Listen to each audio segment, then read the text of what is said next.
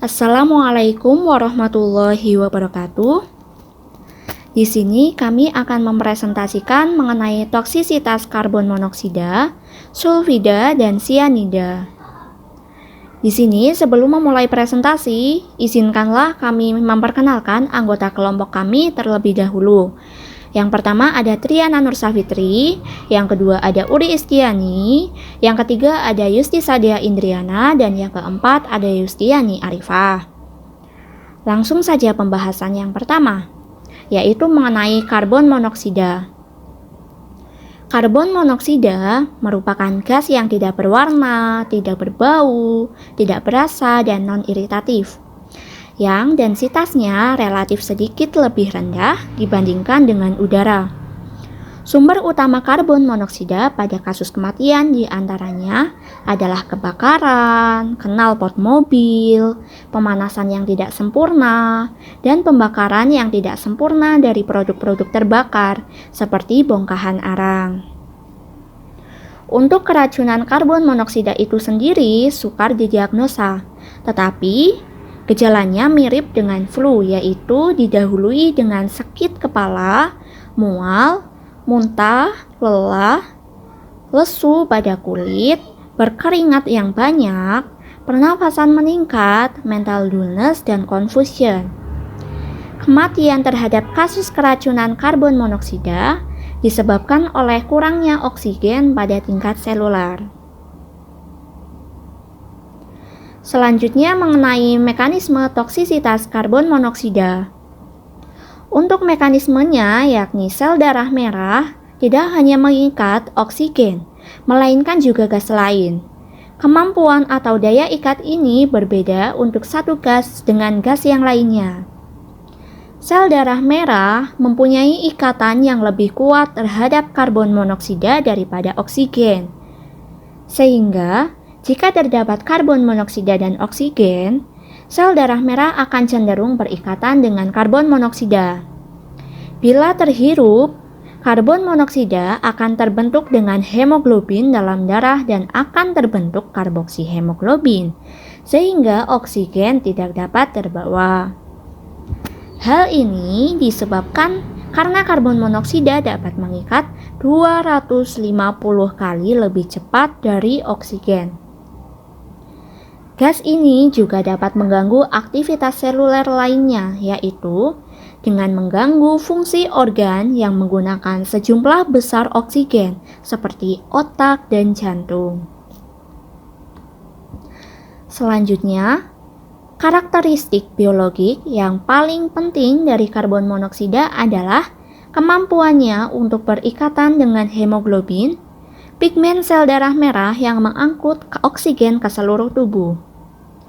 Sifat ini menghasilkan pembentukan karboksihemoglobin atau biasa yang disebut dengan HbCO yang 200 kali lebih stabil dibandingkan dengan oksihemoglobin atau HbO2. Penguraian hemoglobin yang relatif lambat menyebabkan terhambatnya kerja molekul sel pigmen tersebut dalam fungsinya yang membawa oksigen ke seluruh tubuh. Kondisi seperti ini bisa berakibat serius, bahkan fatal, karena dapat menyebabkan keracunan. Selain itu, metabolisme otot dan fungsi enzim intraseluler juga dapat terganggu dengan adanya ikatan karbon monoksida yang stabil tersebut.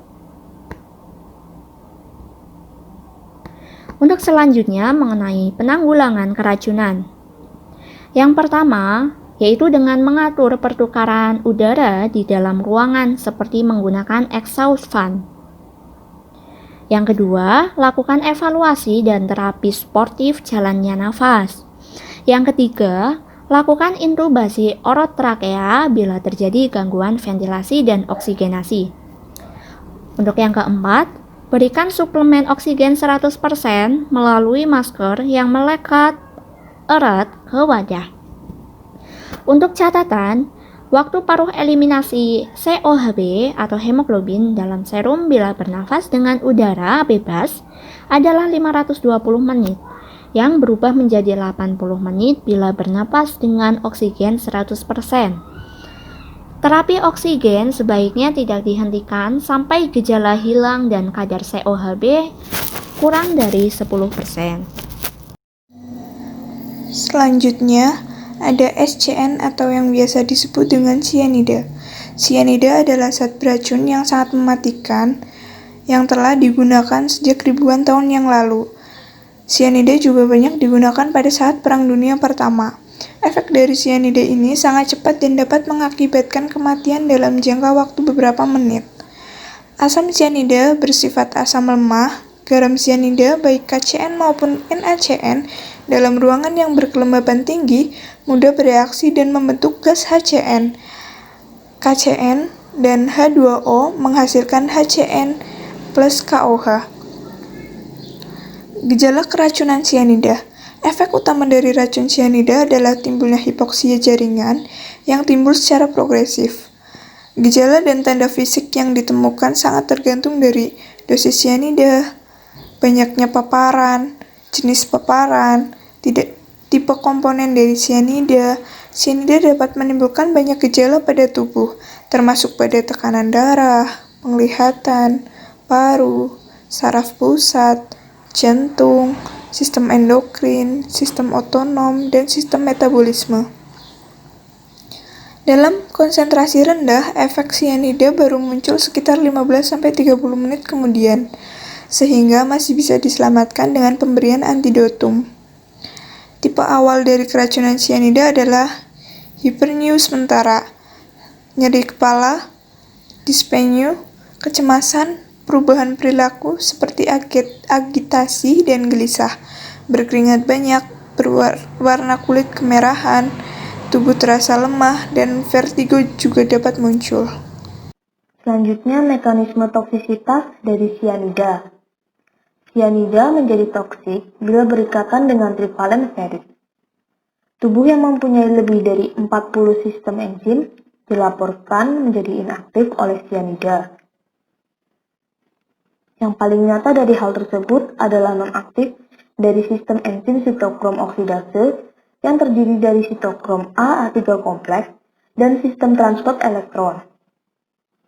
Bila sianida mengikat enzim kompleks tersebut, transport elektron akan terhambat, yaitu transport elektron dari sitokrom A ke molekul oksigen akan diblok.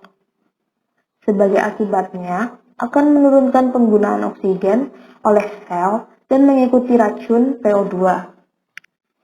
Sianida dapat menimbulkan gangguan fisiologis yang sama dengan kekurangan oksigen dari semua kofaktor dalam sitokrom dalam siklus respirasi. Sebagai akibat tidak terbentuknya kembali ATP selama proses itu masih bergantung pada sitokrom oksidase yang merupakan tahap akhir dari proses fosforilasi oksidatif. Selama siklus metabolisme masih bergantung pada sistem transport elektron, sel tidak mampu menggunakan oksigen, sehingga menyebabkan penurunan respirasi serologis dari sel. Hal tersebut menyebabkan histotoxic cellular hypoxia. Bila hal ini terjadi, jumlah oksigen yang mencapai jaringan normal, tetapi sel tidak mampu menggunakannya. Jadi, kesimpulannya adalah penderita keracunan sianida disebabkan oleh ketidakmampuan jaringan menggunakan oksigen tersebut. Kemudian, sulfida atau sulfur. Sulfur adalah unsur kimia dalam tabel periodik yang memiliki lambang F dan nomor atom 16. Bentuk sulfur adalah nonmetal yang tidak berasa, tak berbau, dan multivalen. Sulfur dalam bentuk aslinya merupakan sebuah zat padat kristalin kuning. Di alam, belerang atau sulfur ini dapat ditemukan sebagai unsur murni atau sebagai mineral sulfid dan sulfat. Hidrogen sulfida adalah gas yang tidak berwarna, beracun, mudah terbakar, dan berbau seperti telur busuk.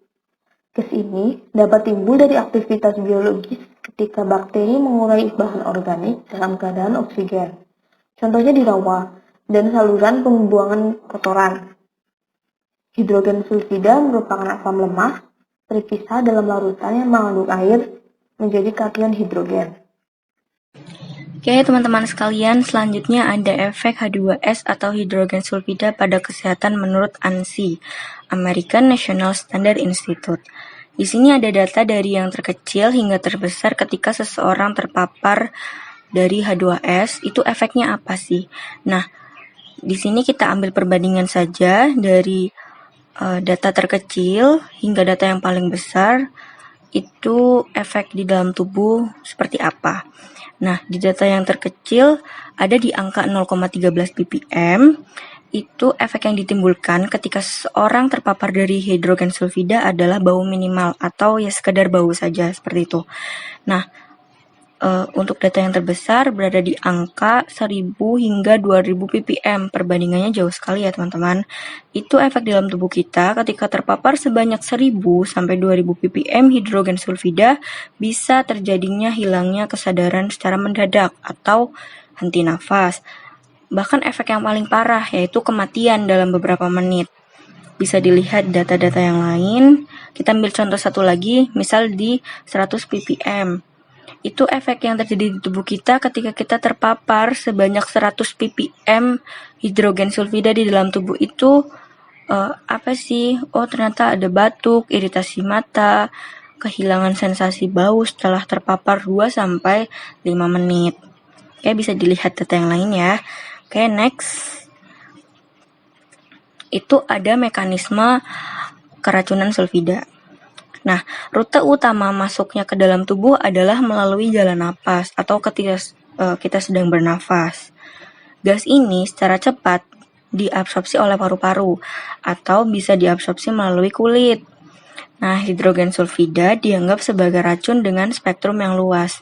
Artinya apa? Nah, beberapa sistem racun yang berbeda dalam tubuh meskipun sistem saraf yang paling terpengaruh. Toksisitas dari hidrogen sulfida sebanding dengan hidrogen cyanida yang sudah disebutkan tadi ya, yaitu membentuk ikatan kompleks dengan zat besi di dalam mitokondria sitokrom enzim, sehingga menghalangi oksigen dan menghentikan respirasi sel. Enzim sitokrom oksidase yang terdiri dari sitokrom AA3 kompleks dan sistem transfer elektron. Nah, ini jika sulfida mengikat enzim kompleks tersebut, transport elektron akan terhambat, yaitu transport elektron dari sitokrom A3 ke molekul oksigen akan diblok. Nah, akibatnya akan menurunkan penggunaan oksigen oleh sel.